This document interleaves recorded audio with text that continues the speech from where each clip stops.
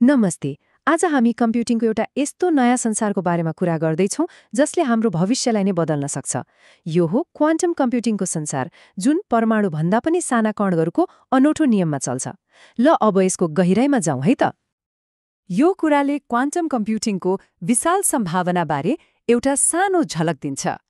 यसले त्यस्ता जटिल समस्याहरू समाधान गर्न सक्छ जुन आजका शक्तिशाली सुपरकम्प्युटरहरूका लागि पनि लगभग असम्भव छ। र यही कारणले गर्दा यो प्रविधि आज यति महत्त्वपूर्ण बनेको छ। ल आज हामी के कुरा गर्छौं सरसर्ती हेरौँ है त।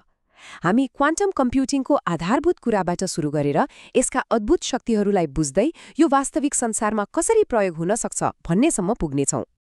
अब क्वान्टम कम्प्युटिङको रहस्य बुझ्नको लागि सबैभन्दा पहिले हामीले चिनेको कुराबाटै सुरु गरौँ न, हैन त? त्यो हो हाम्रो कम्प्युटर र फोनमा हुने क्लासिकल बिट। अब हेर्नुहोस्, सामान्य कम्प्युटरको बिट भनेको एउटा बत्तीको स्विच जस्तै हो। कि त अन हुन्छ, जसलाई हामी 1 भन्छौं, कि त अफ हुन्छ, जसलाई हामी 0 भन्छौं। तर क्वान्टम बिट अर्थात् क्युबिट एउटा जादुई स्विच जस्तै हो। यो एकै समयमा अन, अफ वा दुवैको सम्भावनामा रहन सक्छ। हो, यही नै हो यसको शक्तिको मुख्य स्रोत। त्यसो भए छोटकरीमा भन्नुपर्दा क्युबिट क्वान्टम कम्प्युटिङको मुटु हो र यसको शक्ति दुईवटा अनौठा तर शक्तिशाली क्वान्टम विशेषताहरूबाट आउँछ। हो, क्युबिटलाई यति शक्तिशाली बनाउने क्वान्टम दुनियाँका दुई महाशक्ति हुन्, सुपरपोजिसन र इन्ट्याङ्गलमेन्ट। आउनुहोस्, यिनीहरूले कसरी काम गर्छन् भनेर अलि सरल तरिकाले बुझौं।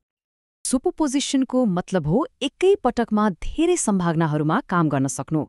सोच्नुहोस् त, कुनै समस्या समाधान गर्दा एउटा मात्र बाटोमा हिँड्नुको सट्टा एकै पटक हजारौं बाटोहरूमा हिँड्न सक्नुभयो भने हो, यही नै क्वान्टम कम्प्युटिङको समानान्तर शक्तिको स्रोत हो। यहाँ एउटा सामान्य भ्रमलाई हटाउनु एकदमै जरुरी छ। क्युबिट एकैसाथ 0 र 1 दुवै हुँदैन। बरु यसलाई एउटा घुमिरहेको सिक्का जस्तो सोच्नुहोस् न। जबसम्म त्यो सिक्का भुइँमा खसेर रोकिँदैन, त्यो हेड पनि होइन, टेल पनि होइन, त्यो दुवै हुन सक्ने सम्भावनामा हुन्छ। क्युबिट पनि त्यस्तै हो। अब आउँछ इन्ट्याङ्गलमेन्ट, जुन एउटा रहस्यमय सम्बन्ध हो। जब दुई कणहरू इन्ट्याङ्गल हुन्छन्, तिनीहरू जुम्ल्याहा जस्तै बन्छन्। एउटालाई जे हुन्छ अर्कोलाई तुरन्तै थाहा हुन्छ, चाहे तिनीहरूको बीचमा सिङ्गो ब्रह्माण्ड नै किन नहोस्। अलि अनौठो लाग्छ, होइन त? तर के यसको मतलब हामी प्रकाशभन्दा छिटो सूचना पठाउन सक्छौं त? सक्दैनौं। यहाँ स्रोतले स्पष्ट पारे जस्तै यो एउटा तार्किक सम्बन्ध मात्र हो। हामी एउटा कणको नतिजा नियन्त्रण गर्न सक्दैनौं, त्यसैले यसबाट कुनै उपयोगी सन्देश पठाउन असम्भव छ। ल, हामीले क्युबिट र त्यसका शक्तिहरू त बुझ्यौं, तर अब यिनीहरूलाई कुनै काम गर्न कसरी लगाउने त? जसरी संगीतकारलाई धुन बनाउन नोटहरू चाहिन्छ, क्वान्टम कम्प्युटरलाई हिसाब गर्न क्वान्टम गेट्स चाहिन्छ। क्वान्टम गणनाको प्रक्रिया खासमा 3वटा सजिलो चरणमा हुन्छ। पहिलो, क्युबिटहरूलाई तयार पारिन्छ। दोस्रो, क्वान्टम गेट्स प्रयोग गरेर तिनीहरूको अवस्थामा परिवर्तन ल्याइन्छ। र तेस्रो, अन्त्यमा नतिजा के आयो भनेर नापिन्छ, जसले हामीलाई 0 र 1 को रूपमा जवाब दिन्छ। क्वान्टम गेट्स भनेका क्युबिटहरूका लागि निर्देशनहरू हुन्। जस्तै हेडमाइट गेटले सुपरपोजिसन बनाउँछ र सिनट गेटले दुई क्युबिटहरूलाई इन्ट्याङ्गल गर्छ, अर्थात् एक अर्कासँग जोड्छ। यिनै साना साना निर्देशनहरूलाई मिलाएर नै जटिल क्वान्टम एल्गोरिदमहरू बनाइन्छ। ल, यति धेरै सैद्धान्तिक कुरा त गर्यौं, तर अब सबैभन्दा महत्त्वपूर्ण प्रश्न, यो सब किन चाहियो? क्वान्टम कम्प्युटिङले हाम्रो जीवनमा साँच्चै के फरक पार्न सक्छ त? यो चार्टले हामीलाई एउटा राम्रो चित्र दिन्छ। यसले क्वान्टम कम्प्युटिङले क्रान्ति ल्याउन सक्ने केही प्रमुख क्षेत्रहरू देखाउँछ। यहाँ देख्न सकिन्छ औषधि विज्ञान सबैभन्दा अगाडि छ, तर वित्तीय बजारदेखि लिएर आर्टिफिशियल इन्टेलिजेन्ससम्म यसको प्रभाव व्यापक हुने देखिन्छ। एउटा उदाहरण हेरौँ न। नयाँ औषधि बनाउन अणुहरूको व्यवहार बुझ्नुपर्छ, जुन अत्यन्तै जटिल हुन्छ। क्वान्टम कम्प्युटरले अणुहरूको सही नक्कल गर्न सक्छ, जसले गर्दा क्यान्सर वा अल्जाइमर जस्ता रोगहरूको लागि नयाँ र प्रभावकारी औषधिहरू छिट्टै विकास गर्न सकिन्छ। क्वान्टम कम्प्युटिङको बारेमा जति उत्साह छ, त्यति नै भ्रम पनि छ। त्यसैले अब प्रचार र वास्तविकतालाई अलिकति केलाएर हेरौँ। धेरैको मनमा आउने पहिलो प्रश्न नै यही हो, के भविष्यमा क्वान्टम कम्प्युटरले हाम्रो ल्यापटपलाई विस्थापन गर्ला त?